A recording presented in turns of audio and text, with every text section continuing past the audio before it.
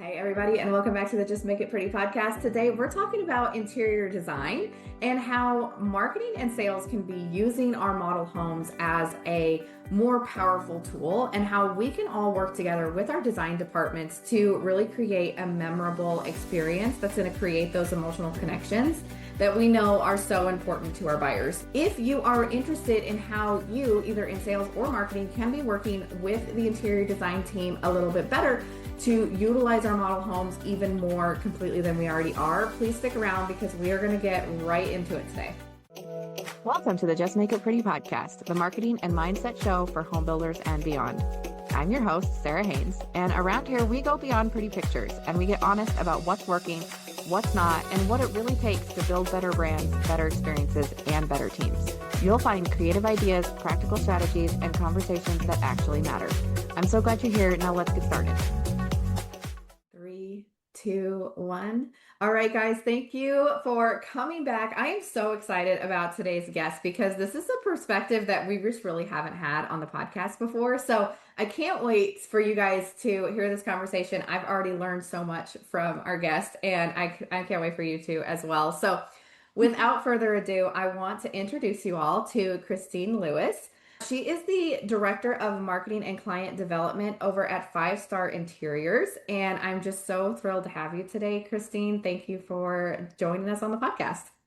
Oh my gosh, thank you so much for having me. I'm super excited and really honored that you are featuring an interior design firm that works with home builders. Hopefully your viewers and listeners will go away with some definite takeaways today.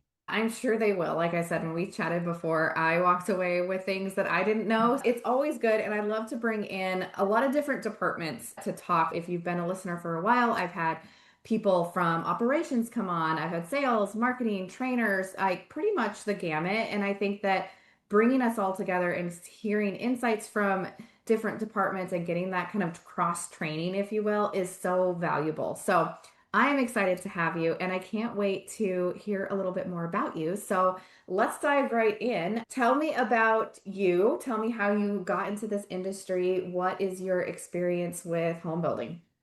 Absolutely. I have a pretty extensive sales background, but I worked in home building for about 8 years. And so I kind of have that unique perspective from the sales standpoint and having worked out of model homes. So I'm always thinking about things in terms of model maintenance. I then kind of crossed over into the interior design world, even though I'm not a designer. That's not really what they were looking for. They were looking for someone that had worked in home building, that had that experience and that perspective. And so kind of feel like I've come full circle, really. So part of my job is to work on the marketing portion of our presentations and work with the home builders to find out who their buyer demographics are, to make sure that we design a model home that effectively is going to help them make more sales. I think it's so interesting because I don't hear a lot of people talking about how marketing and online sales can work with the interior designers to create these experiences in our model home. And we obviously know model homes are like so important to our buyers, they're so important to our sales team. And so I think this is going to be really interesting to kind of tell the story of how you guys go into designing a model home and to create emotion and to help buyers remember home builders.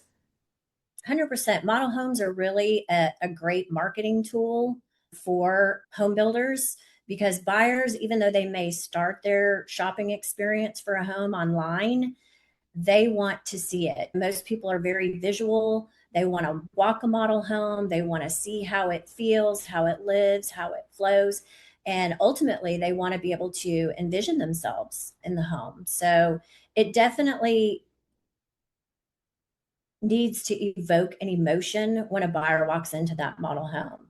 So you've got to have some wow moments and some memory points in order for a potential home buyer to remember that particular model, especially if it is in a community where there's a model home row with several models. Model home that we design has to stand out. Yes, we talk about that a lot in marketing. It's like, how are you going to stand out? And a lot of homes, the floor plans and the interior selections, like they look similar. Like, how do you stand out from buyers down the street? And I'm really interested in what you just said about memory points. Can you expand on that a little bit? Tell me, what is a memory point and how do you use them? Yeah, 100%. So a memory point is something that is going to evoke emotion in a with a home buyer. It's going to have them feel an emotional connection. They can visualize themselves there. And it's a little bit different than a wow moment. There are a lot of models that have wow moments. And our owner, Ellen Weiss, often says that if we have not wowed the buyer by the time they get to the primary bedroom, we haven't done our job. They don't necessarily need to see the whole model. We've got to have that wow moment almost from the time that they walk into the door. But a memory point is one step further. It's something that really is very unique. It's very memorable. It's going to get people talking. They're going to go home and talk to their family and talk to their friends. And it's going to make them want to come back time after time. That's a memory point. And that's really what you want in a model home. That's what's going to make a home builder stand out compared to their competition. Okay, so basically what I hear you saying is a wow moment would be like a fancy built-in or really beautiful tile in a distinctive pattern or something. Whereas a memory point is something that actually creates emotion and maybe is doesn't have to be as grand, but it still connects with the buyer. Am I understanding that right? Absolutely. So I'll give you a good example. So we did a model home recently in Houston where there was a model row of 15 homes. 15 model. And as a buyer walking through all of those, eventually they all start to run together, regardless of size, price point. Eventually they all start running together. So you have to design something that is very unique, that's going to stand out. And in this particular model that we did for Coventry Homes, when you walk into the game room, there is a hot air balloon in the middle of the room. And you've got a homework station on one side where the kids can be doing their homework. You've got the hot air balloon that has seating around it where they could possibly be reading a book. And then in that same space, they've got a popcorn bar with a media room. That is something that a buyer is going to remember. And it's a space that they can envision their family living in. And it's funny because as designers, we walk model homes all the time. We want to see what our competition's doing. And so we walked all of those model homes in that particular community. And we actually heard other buyers talking to other buyers that were in the same model saying, have you seen the model with the hot air balloon? It was a definite memory point. So that's the difference between a wow moment and a memory point. That's so interesting because I've been buying my a new home in the past few months, and I've been doing that whole thing. I'm touring the models and going through, Yeah. and it's interesting because I'm now connecting. Oh, like that was a memory point that my kids liked. One of the homes that we toured, it really wasn't that fancy, but it had this like a half wall that came up the stairs at the top Yeah. of the stairs, and they had put a desk that kind of wrapped around and they had all these benches and they had all these craft things. And my kids love crafts. They talk about Oh, that home with the craft room, is what they called it. But they oh, were like, oh my gosh, can we get that? I want to have that craft room. I want to have that space. yeah. They were so excited. I don't even know that they remember anything else about that home, but they bring it Yeah. all the time. And it's so interesting because we did actually end up going with that floor plan. So it does work. So it's interesting that you shared that with me because a lot of times it's a question of whether buyers are going to purchase based on logic or are they going to purchase based on emotion. And I think when they originally start doing their search, it's based on logic, right? It's like, okay, how many bedrooms do we need? How many square feet do we need? And a great example would be a buyer that is looking for a one-story home, maybe around 2,000 square feet. And that's what they're sticking to, right? But they walk into a model home and maybe it's a 1.5 story. And they're so wowed by the first floor. And this one has a loft, let's say, that they normally hadn't even thought of. But because they fall in love with the first floor or everything else about that particular model, it's the emotion that's going to win out. They probably didn't need that loft, but they love everything else. So that's what they're going to go with. We are all just emotional creatures. And that For that's a sure. really interesting point because even with my family, I come in with the emotion. It's, oh, I can picture Christmas here and I can Yeah. picture entertaining my friends in this kitchen. And my husband's, we need this many square feet and we need this feature. And the model, it fits all of those needs. And then, of course, my kids, like anything that's fun and unique, they will remember that. And but it's a family decision. Like all of those things came into play when you select your home, and the model can really do all of that. So it's such a powerful tool. It really is. It really is. So one of the things that I've also gone through a lot of models, and one of the things that I think is really interesting is how you can design a home that is very unique and has a lot of personality, but it will appeal to a wide variety of people, right? It's not so based on personal taste. So, can you walk me through how you guys design for a buyer instead of your personal taste or the personal taste of the builder and why that's important? Yeah, absolutely. So that really speaks to the demographic of the buyer. Mhm. And if I had to prioritize all of the information that we get from a home builder when we start designing a model home, I would say the buyer demographic is the singular most important thing. Because, for example, if we were designing a model home for a younger buyer, we might choose a more colorful palette. If we were designing for empty nesters, we might go with a more neutral color palette. So you definitely have to design towards your buyer demographic. I'll tell you a funny story that this happened a while back. We were designing a model home for a builder in Houston. We hadn't gotten a lot of information on the buyer demographic, and we actually wanted to design a wine room. And the builder laughed when we mentioned that. And he said, "This is not a model home for a wine connoisseur. This is a buyer who drinks Lone Star beer." So that kind of told us that we needed to take the design in a different direction. Buyer demographic also has to do with price point. Is this a first time home buyer? Is this a move up buyer? Or is this a luxury buyer? Because we don't want to put in too many trim details or built ins for a first time home buyer because it's probably not going to look attainable. And you don't want a buyer walking into a model home that's full of upgrades and going, I can't afford this. And the way that we can make it more attainable, if you will, is instead of doing trim details, maybe we do a paint detail instead. Instead of doing a built in, we might do a furniture piece in a home office. Those are some good examples of ways to make it look attainable and also designing to your specific buyer demographic. I work with a lot of builders, and it's really interesting. That's also one of the first things that I will ask when working on a new community is like, who is our buyer? What are we marketing to? And it Yeah. amazes me how much, like, how many builders don't know or haven't put the full thought into that by the time they're like ready to start marketing. And that just shows that process that we go through when we're branding and putting together campaigns for a community. It's not just for your ads. This is a much Right. bigger exercise and going to affect so many more things. So you mentioned the word brand. I think that is something else that we try to do that we feel is very important, and that is branding. For some of the builders that we work with, we will do monogram towels and robes because for some of the buyers that walk into their model homes, that's their first experience with that particular home builder. And so we're partnering with home builders and we want to help them establish their branding.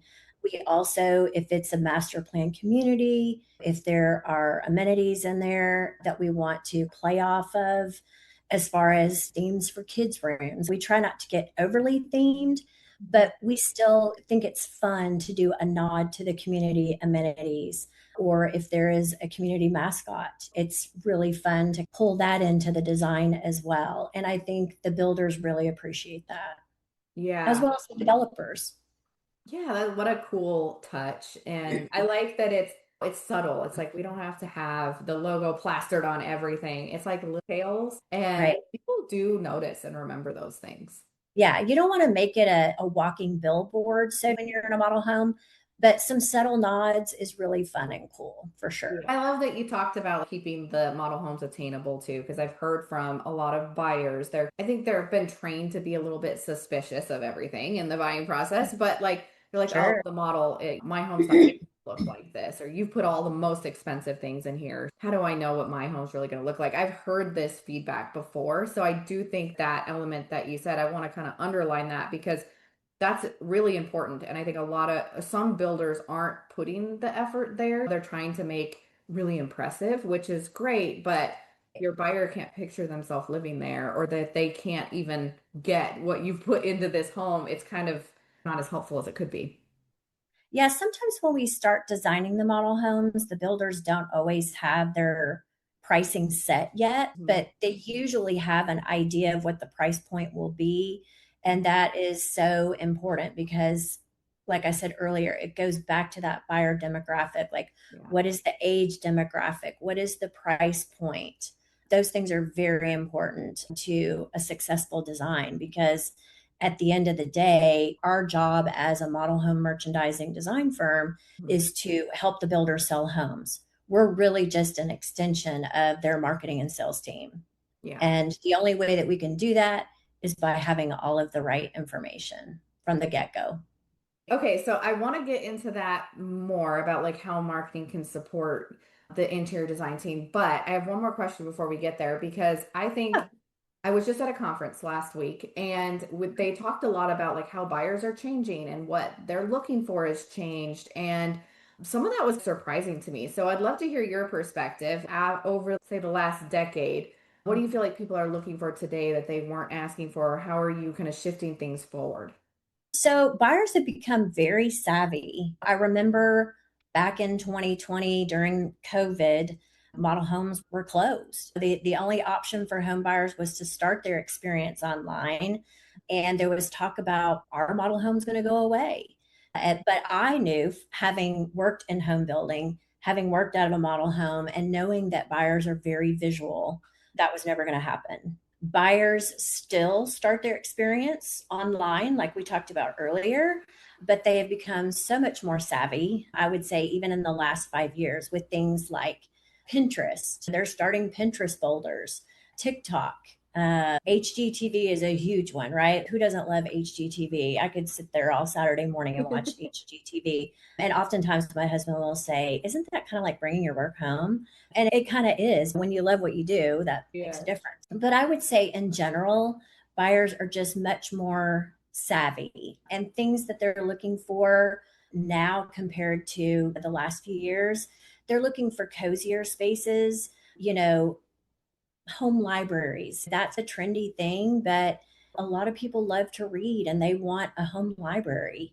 Just cozier spaces in general. Home offices, those are not going away. Yes, since COVID, people have returned to the office, but I do think that employers have recognized the value of a flexible schedule and having at least one or two work from home days. And buyers still want home offices and they want them to feel comfortable, not utilitarian.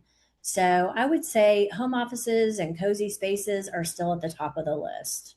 Outdoor living, also a big thing. I know I'm here in Texas and it's triple digits right now.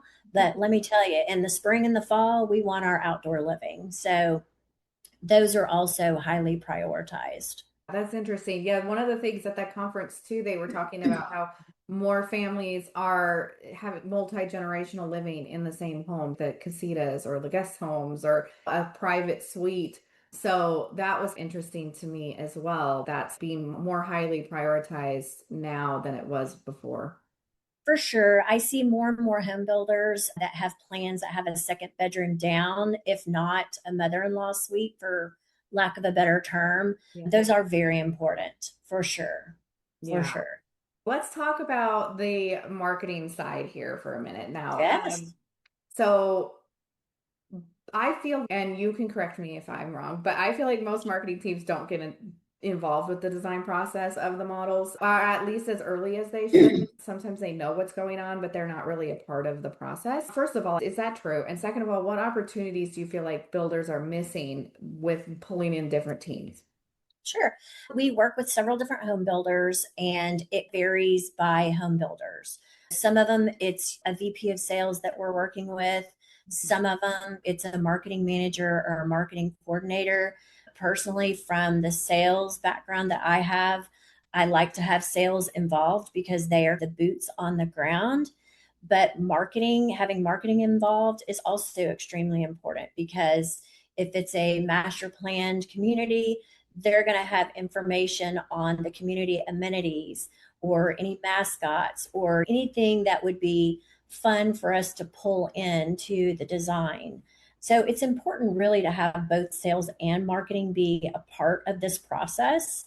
Those two combined are the ones that can give us the information that we need so that we are just an extension of their team so that we can incorporate the amenities. We can design towards a specific buyer demographic for that community. So it's really important that both sales and marketing be a part of the model home merchandising process and the interior design. We Yeah. definitely want their input. Yeah. So now, as you're building out the model, and I picture the models as like you want to tell kind of a story, and then you've Mhm. got your marketing team is also building story around the community and the amenities, and then the sales team's the one that actually gets to deliver that to buyers on site. So, how can you work together or bring the team together to make sure that everyone's reinforcing the same story? Yeah, 100%. So, having worked out of a model home, I think one of the most important things that sales counselors and sales managers, I know different builders have different titles, but when you're out in working in the model homes and you're in the sales field, it's really important to take a buyer and tour the models with them. That is what's going to reinforce the story, right? It's you were talking about how it's important for home builders to offer a second bedroom down for aging parents. A sales counselor can walk into that room and say, look at the size of this room, it can accommodate a queen size bed or a king size bed. That reinforces the size of the room. And part of our job as the design firm is to design the furniture layouts to make a plan look bigger. And if we can show that a queen size bed will fit in a guest bedroom or an in law suite, we're going to show it. But Mhm. it takes a sales counselor to reinforce that because a buyer walking through, they don't know if that's a full size bed or if it's a queen size bed. They have no idea.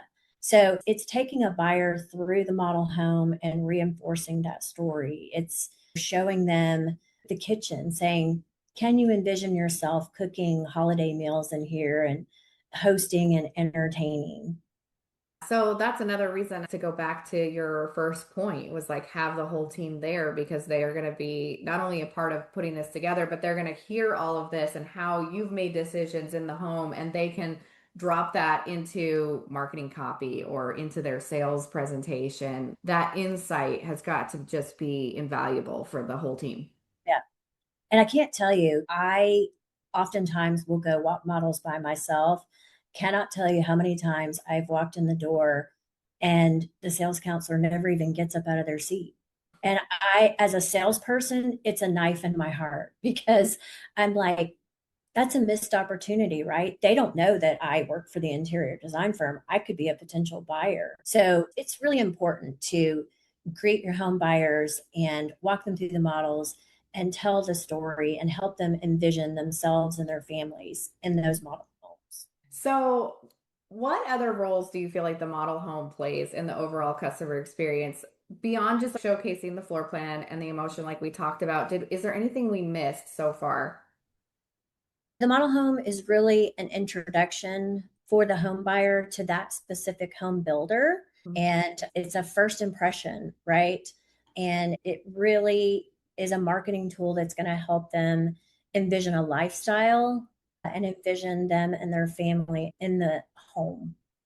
I think it's interesting too because we talk about how your website or your social media or whatever, that's going to be the first time someone encounters you.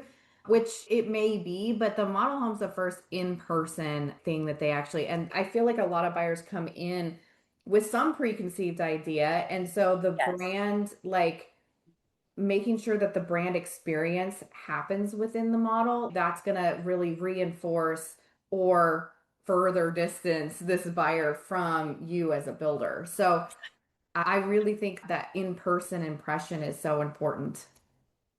100%. It's hard to evoke emotion if you're just looking at something online, right? And as I mentioned at the very beginning of the podcast, buyers want to feel the flow and the livability of a floor plan. And the only way to do that is for them to go walk it in person. So yeah, those model homes are very important in the overall customer experience. I would say that's the most important part of their customer experience. It's their introduction to the builder, it's the introduction to the plan and the flow and the livability. It's the most important part of their experience. I love having these conversations because it's so interesting. Almost every guest that comes on, they're like, my job's the most important, and I'm the one that closes them, or I'm the one that does the ads, or whatever. And it really showcases how that can't be possible if we don't all work together as well. And so each of That's these right. pieces are so important to the buyer journey. And this is their first in person.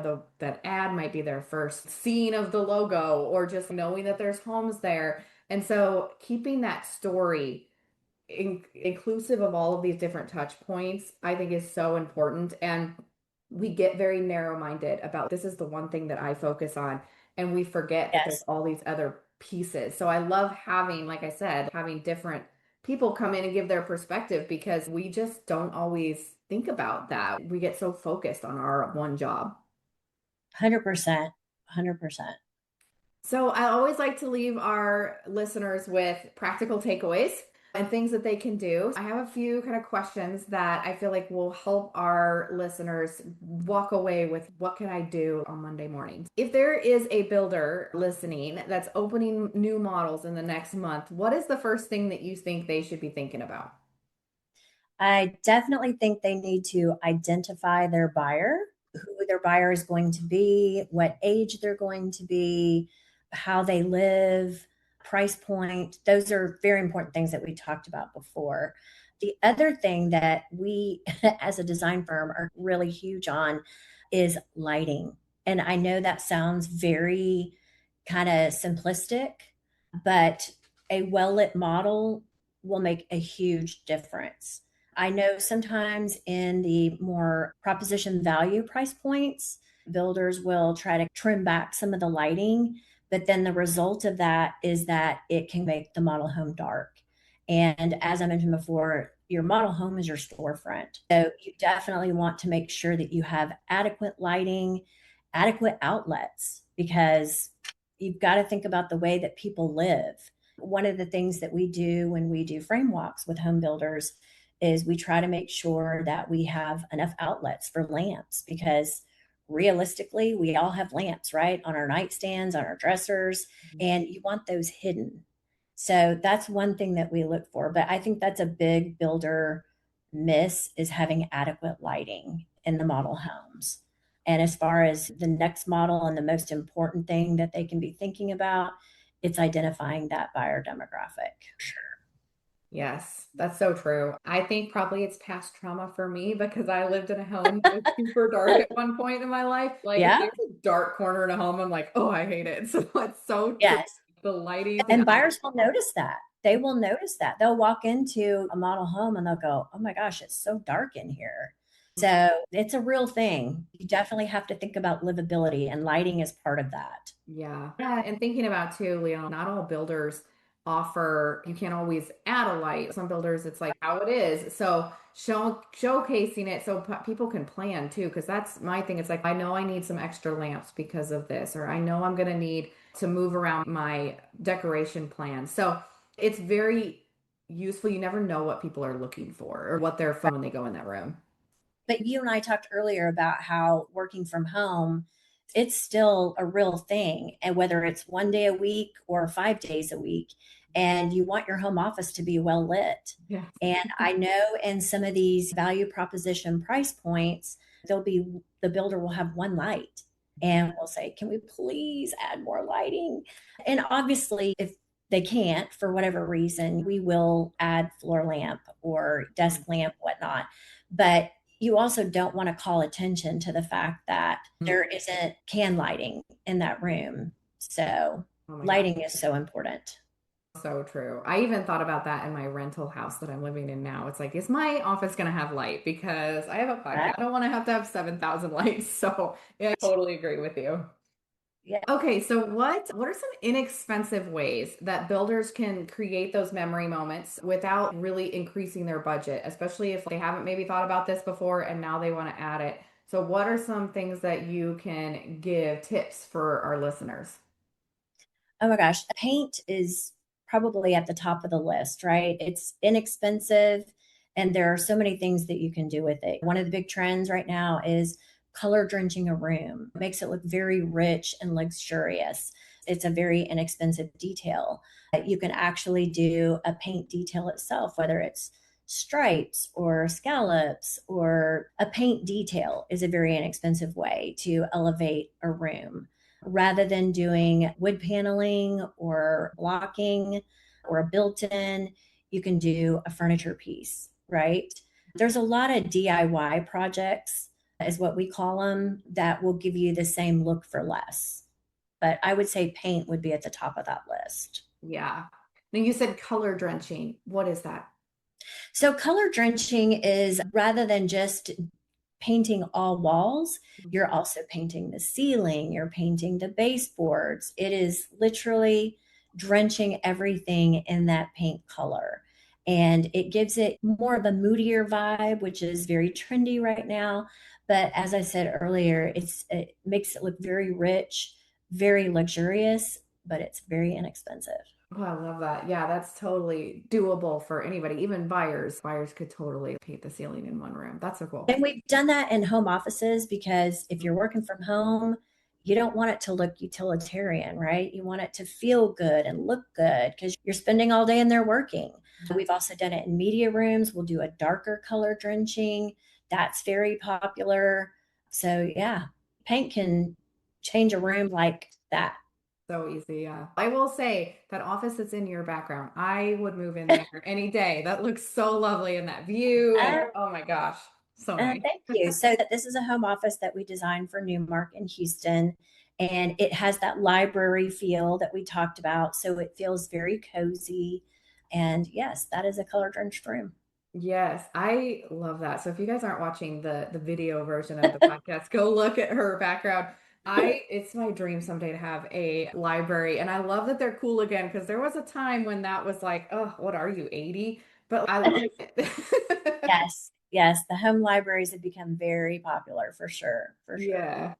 Awesome. Okay. I can't thank you enough for sharing all of this. I think this has been such an interesting conversation and some really good reminders for sales teams, marketing teams, and just everybody that works with a home builder to just get some insight and reminders about what our interior design teams go through on a day to day. If there are any listeners out there that would like to reach out to you or have questions, what would be a good way for them to do that? Yeah, so the best way to see some of our more current work, because seeing is believing, right? And a picture's worth 1,000 words. I would direct your listeners to go to our Instagram. It's got a lot of our more current model home projects on there. And we always try to share something to our story every day to inspire home builders, other designers, and home buyers who are saving those ideas. I would go to our Instagram at Five Star Interiors first. Our website is actually being revamped as we speak to because we're constantly getting photography for the model homes that we've designed. And we really do want to thank our builder partners for that, for sharing the photography with us. And that's fivestarinteriors.com. You can also see some of our projects on there. And then we are also on Facebook. Awesome. I'll put all of those links. I can't wait to check out your updated website. I love that. It's always an exciting but also nerve-wracking day when you launch a new like updated website. For sure. I will put all those links down in the description box for everyone if you would like to click those. There's also the comment box down there. So if you have comments, questions, or just want to share anything, I would love to see you down there in the chat box. And please make sure you are subscribed as well. These episodes come out once a week. And as like with Kristine, it's just that I have so many guests that just have like so many insights. So you'll want to come back for sure. So please subscribe and share this episode with someone on your sales and marketing team. And yeah, Kristine, what would you like to leave everyone with today? I'll give you the last word. Oh my gosh. I guess if there was one thing that I would love for the home builders who listen to your podcast to know is not to underestimate the value of a model home merchandising interior design firm, because we truly are just an extension of their sales and marketing team. And our ultimate goal is to help them sell more homes.